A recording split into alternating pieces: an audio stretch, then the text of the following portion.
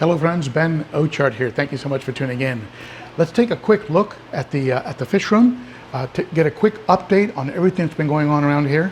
Be sure to share your thoughts, tips, and comments below. Always appreciated.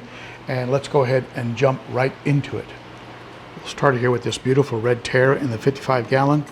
He is doing marvelous. Seems to be happy in the 55. I'm sure when he puts on more size, he might find it a little cramped. But for right now, he's looking good, eating really well, showing great color. Don't think I'll put him back in the 210. It was just a little bit too disruptive. But he's loving life.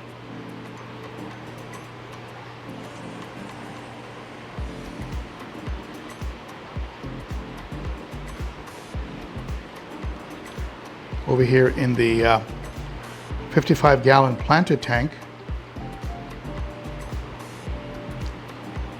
seeing a lot of success with the plants and the fish. They're all doing very, very well. I added some new plants here. Some plants are sent from my friend in Puerto Rico. Also some I picked up at the local fish store. And the rest of these plants are, of course, from the aquarium co-op, as is the light and the heater you see in the back there. There's my pack of neons.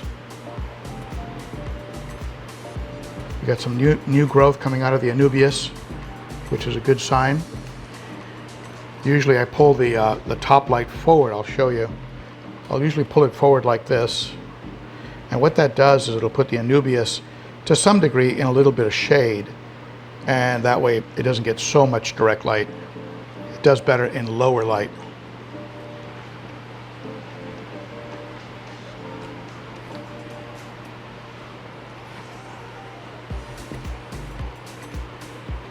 There's the electric blue Ochart,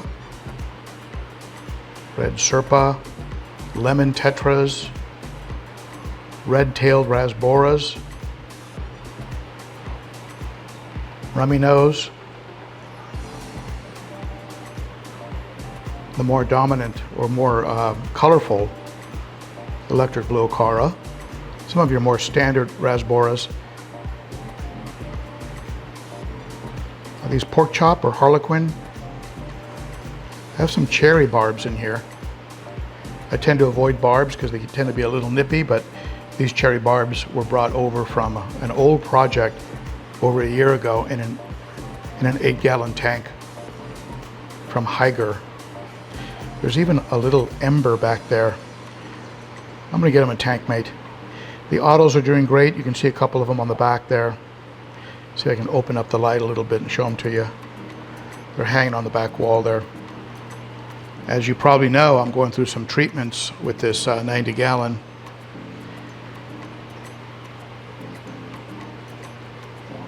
They just had a paracleanse feeding. So you see a little bit of it floating in the water column. But I'm treating the tank to stop and fix the small pits that are appearing on the forehead of the Geophagus, Surimanensis, and the AC Heckelii.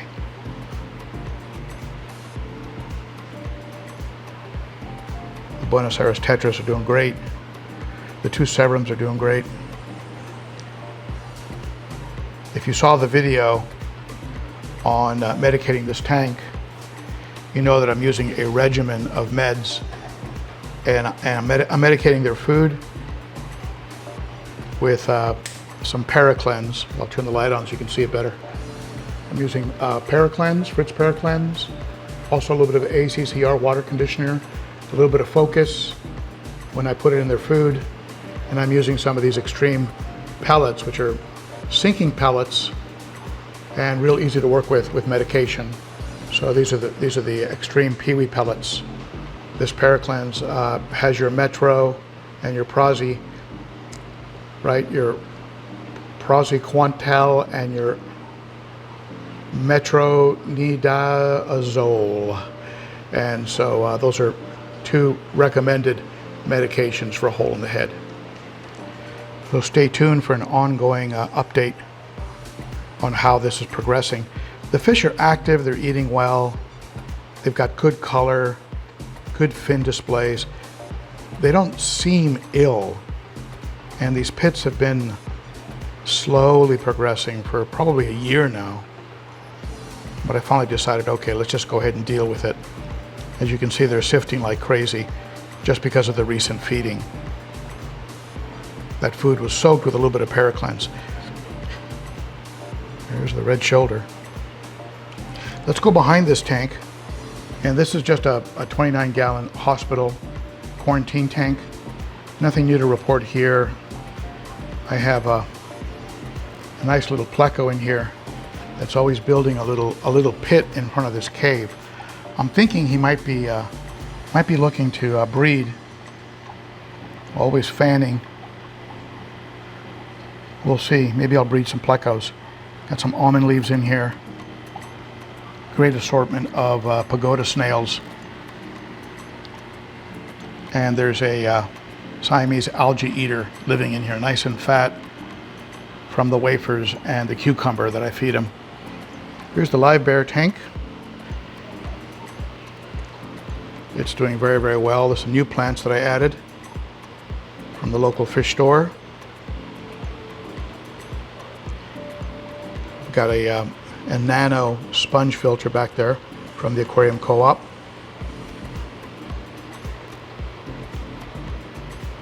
And the fish are active, healthy, happy. See, there's a little pleco in here too, and a few cory cats. Some water sprite. There's usually a little teeny, 1 or 2 teeny babies hiding in there. Lots of color. I noticed that one of the Mickey Mouse platies is going very orange and red, and I'm getting some offspring. Like this one here was born in the tank. So I'm getting some very red Mickey Mouse platies. Very, very pretty.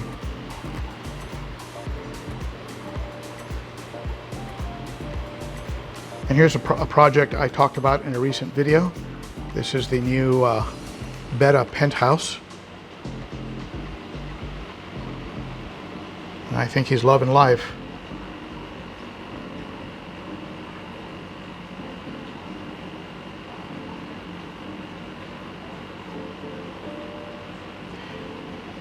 He's got some a little bit of Java fern, which is attached to this piece of driftwood here. In the initial video, I put it in the substrate, and several of you were quick to point out that that's not how you add Java fern. I've only used Java fern 1,000 times, but for some reason, a total brain fart, I put it in the substrate. But it was a quick recovery, and now it's attached to this piece of driftwood. There's also some Anubias, and some of the plants I brought over from the local fish store, along with a red floating lily of some kind. Somebody mentioned that it's a floating banana lily. I'm not entirely sure if you identify this plant that's floating right here, let me know. The folks at the fish store did not know. And of course, there's a little bit of water sprite in here. And a little betta log was added. Well, I haven't seen him use the betta log yet. So I'm very anxious to see him get in there. This tank also has an Aquarium Co-op, in this case a 100-watt heater. In the very back there. Sure if you can make it out with the light. What I like about these heaters is that they give you a real clear digital readout. And I'm using the small sponge filters, 2 of them, and one of those Aquarium Co-op dual outlet battery backup pumps. So if I ever have a power outage, I don't have to worry. That pump will keep running for a couple days. Even though betta they come up to the surface and gulp air. Labyrinth? Is that what you call it? So this would be the fish I'd worry the least about in the event of a power outage. But I do have battery powered pumps on every one of my tanks, as well as some very big uninterrupted power supply UPS units. There's some green algae growing on the sides here. I'm going to leave it alone. I got a couple little plecos in here. They can have it as a treat. I'll keep the front panel clean, but leave the green algae on the sides for the plecos. I don't mind green algae on the sides and back. Don't like it on the front. Let's go over here to the 300-gallon aquarium. This is the long view.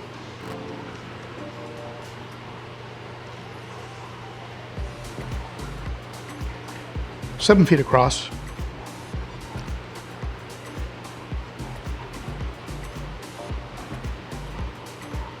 Everybody is in here doing. Everybody in here is doing great, but the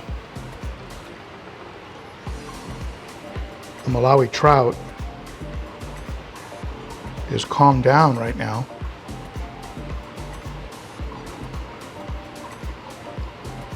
When he gets dark on the bottom of his body and his anal fin, that's when trouble's brewing. It's called a kawingi. It's a bicolor 500. Tangerine tiger. A Malawi hawk.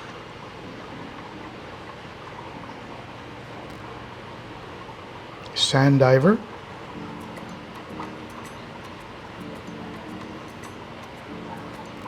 There's a turquoise hap. A Venusus that's primarily yellow is getting a little blue on the cheeks. Strigatus, first cousin of the eye biter, like an eye biter without the crazy head.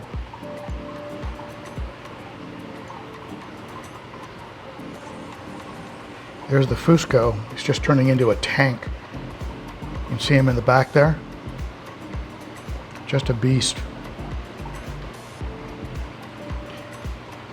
Bucochromis rhodesii yellow, another beast. Very fast growing, like the Fusco. The rest of these fish have been sort of moderate growers. Nobody's really like blown up.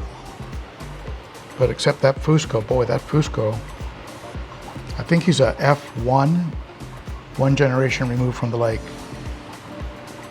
Grew like a weed. There's the Malawi gar. Crazy looking fish back there with the big lips. Here's the tank that recently some of you have said it's your favorite tank. Certainly has a great assortment of fish. Salvini, little Jack Dempsey back there, some silver dollars, schooling around, green tear, my picky eater, some chocolate cichlids who change color every hour, big beautiful Oscars,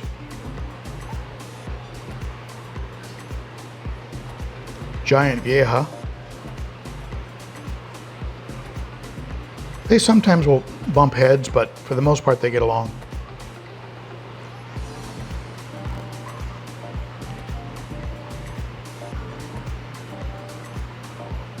It's my albino Oscar. Was very stressed out when the red terror was in here, as was the red tiger. He was tormenting them.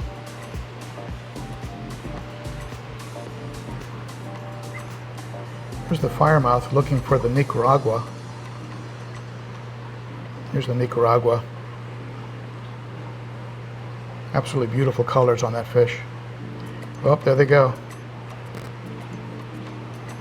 Always face off. Never fight or lock lips or anything, but always facing off with each other.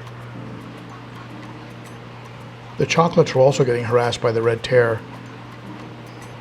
and they've really bounced back. It amazed me how fast the fins healed.